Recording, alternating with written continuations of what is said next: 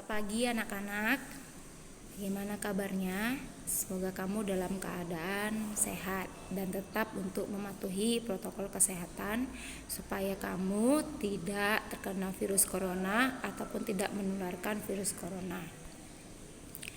Nah, pembelajaran kita hari ini masih mengenai buku fiksi dan non-fiksi dengan kompetensi dasar 414, menyajikan tanggapan terhadap buku fiksi dan non-fiksi yang dibaca secara lisan maupun tertulis. Tujuan pembelajarannya, siswa mampu menyajikan tanggapan terhadap buku fiksi dan non-fiksi yang dibaca secara lisan maupun tertulis. Pada pembelajaran sebelumnya, kita sudah mengetahui mengenai pengertian buku fiksi dan non-fiksi. Ya nak, buku fiksi berarti buku yang berbentuk narasi dan bersifat imajinatif ataupun hayalan, bukan berdasarkan kenyataan yang benar-benar terjadi. Bedanya dengan buku non-fiksi adalah buku yang benar-benar terjadi atau buku yang bersifat faktual, bukan rekaan ataupun bukan imajinatif. Ditulis melalui proses pengamatan atau melalui metode ilmiah sehingga bersifat ilmiah. Kita juga telah mempelajari perbedaan fiksi dan non-fiksi. Ada 6 aspek yang dibandingkan, yaitu bentuk teksnya, pemerolehan datanya, sifat, bahasa, fungsi teks, dan makna. Kita juga telah mempelajari mengenai peta konsep, di mana peta konsep adalah bagan atau diagram yang menggambarkan alur pikiran seseorang tentang suatu objek.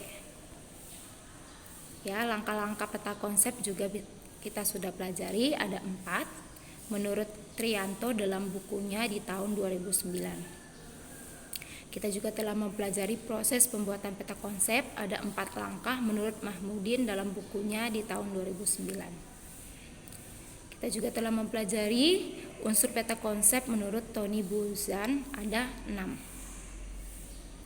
Kita juga telah mempelajari mengenai cara menelaah buku fiksi dan non-fiksi pada pembelajaran sebelumnya, yaitu kegiatan menggambar buku dari aspek isi, grafika, dan bahasa, baik dari sisi kelengkapan maupun penyajiannya secara penyertaan penilaiannya secara objektif. Nah, ada 3 kan aspek dalam menelaah unsur buku. Yang pertama isi, yang kedua grafika, dan yang ketiga bahasa. Ini juga telah kita pelajari dalam pembelajaran sebelumnya, baik dalam video pembelajaran maupun Zoom. Langkah-langkah menelaah isi buku juga sudah kita pelajari ya nak pada pembelajaran Jumat yang lalu. 1, 2, 3, 4, 5, 6, 7, 8 ya, dan kamu juga telah latihan dalam menelaah buku fiksi dan non-fiksi. Nah, hari ini adalah menyajikan tanggapan terhadap buku fiksi dan non-fiksi. Ya, pembelajaran hari ini mengenai berhubungan dengan resensi buku. Jadi menyajikan tanggapan terhadap buku fiksi dan non-fiksi dapat ditulis dalam bentuk resensi buku. Sebelumnya kita harus tahu mengenai resensi itu sendiri. Pengertian resensi adalah suatu tulisan atau ulasan mengenai nilai sebuah hasil karya atau buku. Secara umum, tujuan menulis resensi adalah menilai sejauh mana kelayakan sebuah karya untuk disebarkan dan diterima oleh masyarakat. Daniel Samad menyebutkan ada 4 tujuan penulisan resensi.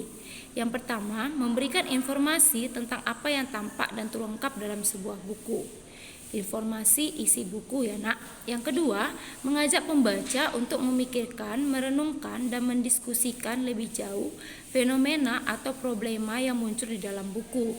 Jadi kita disuruh untuk menganalisis masalah yang ada di dalam buku, baik dalam isinya maupun dalam bentuk grafikanya.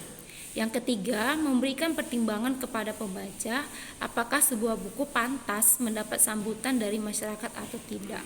Berarti kita disuruh untuk mengkritik ataupun memberikan komentar terhadap isi buku. Yang keempat, menjawab pertanyaan yang timbul jika seseorang melihat buku yang baru terbit. Oke, ini sudah cukup jelas ya nak. Nah, itulah dia mengenai resensi.